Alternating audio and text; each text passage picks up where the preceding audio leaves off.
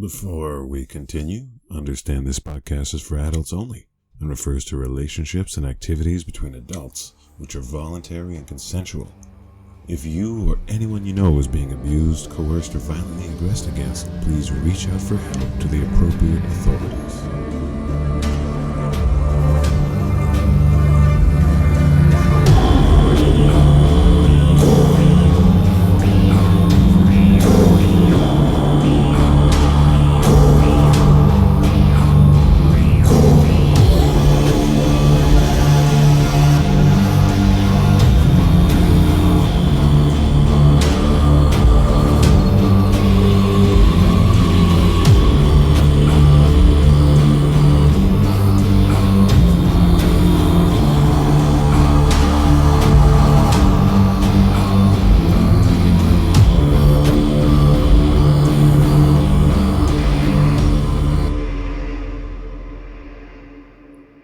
Hello and welcome. Gorean Voice, Episode 21. Can one be religious and Gorean? Good morning, all. On this happy, rainy Sunday morning, I'd like to examine the question of whether or not someone may be both religious and Gorean. Are these non-overlapping magisteria, as was once said with respect to the domains of science and religion? Science and religion make competing and mutually incompatible claims about cosmology and the origin of humanity. However, the astute practitioners of either remain humble when they near this part of the Venn diagram. The smarter religious types find there may be a scientific reason for apes such as ourselves to tend towards the worship and reverence of a higher power, and the more honest scientists can't help but notice that the axiom which resides at the bottom of any scientific discipline is essentially a religious proposition. They don't precisely have a scientific explanation for why knowledge is preferable to ignorance, or what exactly motivates the scientific pursuit of truth as an ennobling enterprise. The disciplines further removed from the everyday, such as the higher ends of physics and maths, are the most susceptible to this conundrum. Why pursue a truth whose practical applications for mankind's well-being are remote or non-existent? There are claims that philosophy, lifestyle, or even the bare notions of kink are themselves non-overlapping with one's religious persuasion. Mosque on Friday, synagogue on Saturday, or church on Sunday. It has nothing to do with who wears the collar, who feels the whip, etc., even in the most 24/7 Gorean of households. I suspect this isn't precisely true either, as the Gorean lifestyle/philosophical approach to life makes certain claims about reality, human nature, etc., which religions have something to say about as well. Naturally, I'm not referring to the purely science fiction aspects of Gore, such as the planet's existence, the nature of priest kings in Curry, or the various sci-fi idiosyncrasies of such a place. Yes, we may inhabit a world with angels and devils, or even giants and jinn, but unless we want to borrow Manichaeism's perspective of cosmic struggles which depend on our every mortal deed, there is no need to invoke such fantastic creatures outside of the allegorical. So, this post, a few years ago, there was a question in the Gorean Gathering Place Fat Life group, and I couldn't help but post a little something.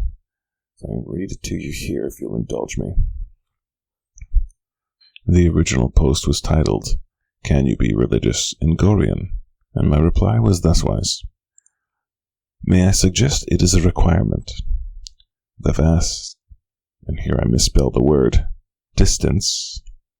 I spelled it D-I-S-T-E-N-C-E. Your humble wordsmith coins this spelling to be to distance as delve is to dive. Between Gore and Earth, between Gorean culture and ours, and especially between Gorean polity and our own, requires it. It is not merely on account of the superficial difficulty of swimming against the current of the majority culture do Goreans require a religious level of strength to their convictions. This part is overcome fairly easily. The internet helps find other lights angled to the same polarity. But even within the community, there are plenty of examples of religious or philosophical minorities faring reasonably well. My personal favorite is that cult which birthed the musical scale, the pre-20th century word for vegetarians, and everyone's second favorite comma. Clue, they sound rather Gorean, don't eat any beans, and are less pithy than you might expect. Carpenters such as Joseph know them by the numbers 3, 4, and 5. Odd minority status aside, the true challenge of being, or living Gorean in a most un-Gorean culture, is that which requires a religious degree of commitment and intensity is the cultivation of the edge. The edge, where Anthony Hopkins shows the lesser-most Baldwin how to get it done, the edge. To Gorean natives or migrants, the edge is always near. It may be miles away, but it will be felt and known to every Gorean person, free slave or outlaw, when they lay down to sleep. Human beings, who may by grace of medicine stride across the centuries, know that a swift swipe of steel may end all of what he had hoped to do and be. If also his honor is compromised, then not only will his descendants meet an unenviable fate, but any of his own deeds may be negated or otherwise erased. The edge, the zone of eustress, the razor's edge, the precipice, it's easy to be a holy man on top of a mountain. A native Gorean lives within sight of it, and is the richer for it. We, royal we, don't worry, I'm not drafting anyone else, need to cultivate the edge in our otherwise undemanding lives. We men who collar creatures, who have known or may yet know the divine act of creation in the flesh, must not be merely formidable, for this will only give us the lesser part of the equation. Every moment, from the mundane and routine to the pivotal and crucial. Remember what Screwtape told Wormwood about the great pivotal moments and choices, namely that they don't really happen, is another opportunity to fail, to shirk, to shrink, to cower, and be rather less than we could and worse, to rationalize and justify such a retreat. This is most easily explained in physical terms, but the brow height of the readership here requires no such pedantry. The eustress can't be bypassed, purchased, or otherwise had for free, and it must be constantly renewed. Even our fellow men, who by accident of time and place of birth appear rather more Gorean than we do, must cultivate the edge to properly stir the woman as she wants and deserves to be stirred. Squaw, fix dinner. Nice job on canoe. It's not enough to be merely of a time. Especially a time such as this, must needs seek out, destroy, build, kill, capture, train, fight, hunt, work, exert, exhaust, ravish, indulge, rest, and sleep. It is how I close the distance. 3 moons for the price of 1. For we, with feet of clay, to collar properly our women, we must stand somewhere between heaven and earth. Only as such will they sleep as soundly as we do after letting them go to confession, which to them is spelled COCKWORSHIP.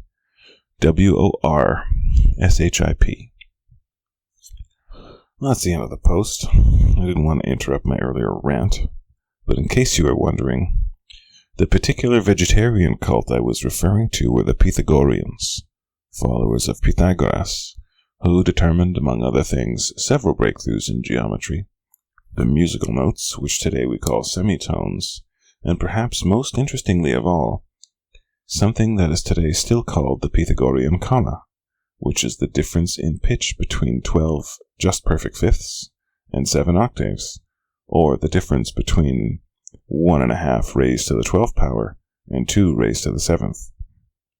Another interesting fact about this particular cult and their practices Before the word vegetarian was coined in the 19th century, a person who deliberately avoided eating meat and fish was known as a Pythagorean, or as someone who followed the Pythagorean diet. I've always looked at Pythagoras and Pythagorean as pleasing folk etymologies for the name of Gore. Also, for the curious, the line squaw, fixed dinner, nice job on canoe, is from the 1984 film adaptation of the novel The Razor's Edge. It may also figure into the novel itself, I can't remember, and my copy of the novel seems to have been swallowed up by the book-eating demon which visits my personal library every time I move house. In the novel, and the film adaptations, the protagonist, Larry Darrow, is a man of good birth who, after serving in the Great War, decides to eschew the life of privilege and prestige that his station in life had laid before him, and embarks on a spiritual journey of sorts, living as a bohemian for a while, then working difficult laboring jobs, spending time with monks, and working at sea, which eventually brings him to the Himalayas. I won't spoil too much, but the latest film adaptation is 40 years old. He learns that it's easy to be a holy man on the top of a mountain. Now, with respect to the books themselves, religion is an interesting topic. Like many sci-fi authors, the world that John Norman crafted has beings which are deities to some, but are which explained to be flesh and blood, or chitin and hemolymph, to other characters, or to an omniscient narrator. There is something of a cynical take on organized religion which pervades the books. The upper castes seem to know that the initiate's claims have the strongest holds on the weakest minds. With respect to the beliefs themselves, nearly all Goreans have some reverence, or at least respect and fear, for the priest-kings. For those who are unfamiliar with the books, the priest-kings are these large, insect-looking alien creatures who are the true masters of the planet. They reside in their lair deep under the Sardar Mountains, and are extremely intelligent and technologically advanced. The initiates claim to represent the priest-kings, or at the very least interpret their will. But those in the know generally disregard this claim. There is another faction, insatiable conquering foils to the priest-king's benevolence. They are another alien species called the Kuri, who desire to conquer both Earth and Gore, and whose ambitions are generally thwarted by the priest-king's hidden machinations. In fact, from a religious perspective, the whole opera has something of a Manichaean feel. A great cosmic struggle between powerful entities, all the while mere mortals such as Tarl and others play their parts, affecting the larger game. There is also the matter of superstition, and in a somewhat paternalistic fashion, the upper castes generally abide by the superstitions of the lower castes, in the service of maintaining them in their ignorance. This is spelled out explicitly in one of the early books, when Tarl is briefly a guest of a very humble peasant, who inquires if Tarl is a use name or a true name. Tarl, in keeping with the convention of high caste members, does not disabuse this poor fellow of the misapprehension with respect to names. They generally believe that the true names must be carefully guarded secrets, and employ use names in order to prevent witches from casting a hex upon them by name, or some such mumbo-jumbo. Now, with respect to spiritual practices more broadly, the books introduce us to peoples who have apparently been lifted from various times and places in Earth's history, and naturally these people have brought their various spiritual practices with them. These practices vary widely in style, but not so much in substance, as they all seem to center about some form of shamanism, alongside reverence or worship for the priest-kings. In the early books, John Norman, the author, outs himself as quite the Philhellene, or perhaps more broadly, a lover of classical and pre-classical Hellenic, Roman, and broadly Etruscan-derived cultures. This is present in the aesthetic of the major city-states, such as Karoba, Ar, Tyros, and Kos. Many place names themselves have a Hellenic or Latinate flavor to them, such as Argentum, Brundisium, Corcyrus, Lydius, Samnium, Teletus, Thentis, and Tyros. And the Gorean language itself has a sound not entirely alien to Latin ears. It's not out of the question that the population of these areas, doubtless transplants from Earth and their descendants, continue to practice various Mediterranean spiritual and folk religious practices alongside the more officially Gorean forms of adherence to priest-king supremacy, initiates' edicts, and folk superstition. In later books, the author greatly expanded the cultural diversity of the specific settings for the adventures. Areas such as the jungles of Shendi, the Tahari Desert, Great Plains known as the Barrens, Torvalds Land in the frigid north, and many others are home to peoples imported from sub-Saharan Africa, North Africa and the Near East, circumpolar peoples such as the Inuit, Japanese people, though they are called the Pani in the books, Vikings, and plains-dwelling nomadic tribes, among others. Unlike other authors, such as C.S. Lewis or J.R.R. Tolkien, it's important to point out that the overall series makes no normative claims about the comparative merits of European-style kingdoms and more sinister southern or eastern kingdoms populated by turbaned, scimitar-wielding, black-clad, heavily perfumed fanatics, or by spear-throwing savages with bone piercings through their nose. On Gore, any old tribe will do, and the harshness and naturalism is a feature rather than a bug. Norman does, in later books, turn his attention towards the north, and has quite a few later characters and adventures in Torvalds Land, an area named for its founder, Torvald. Torvalds Land was founded some 1,000 years or so before the start of the first book. Yet, thanks to Gorean medical technology, Torvald himself still lives and breathes. I suspect the author has a great affinity for northern cultures. As evidence, I present the surname of his nom de plume, Norman. I also suffer from both a reddish beard and French ancestry. In fact, on one side of my family the surname simply means the red.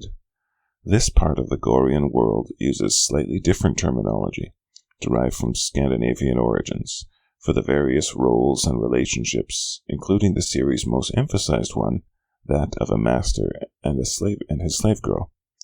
In Torvalds Land, there are thralls, bondmaids, and jarls. Bondmaids spend rather more time wearing clothes than do their southern slave sisters, which they call silk girls on account of the climate. Torvalds Land's bondmaids also regard silk girls as somewhat spoiled and useless, and I suppose their impression of them is perhaps as accurate as an earthly Victorian Englishman's idea of what the women were like in an Ottoman seraglio. Smoky harem tents full of doe-eyed concubines, clad in ostentatious yet sensual livery.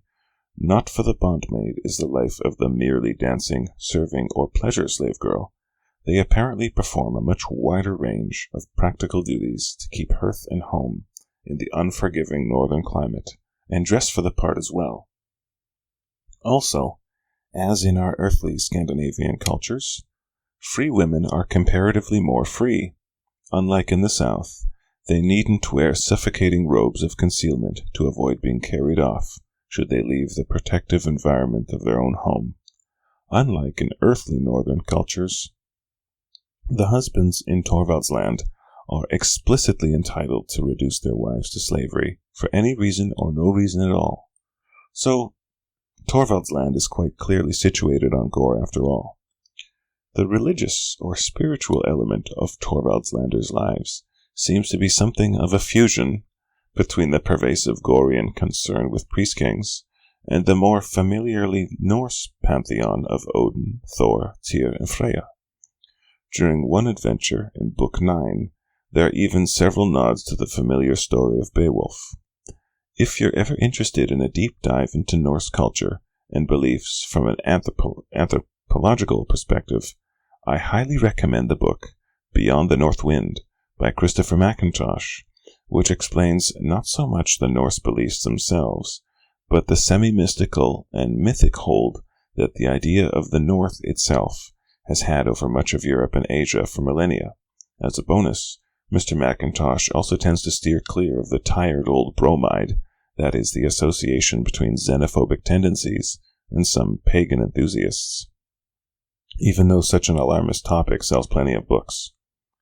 Back to Gore, though.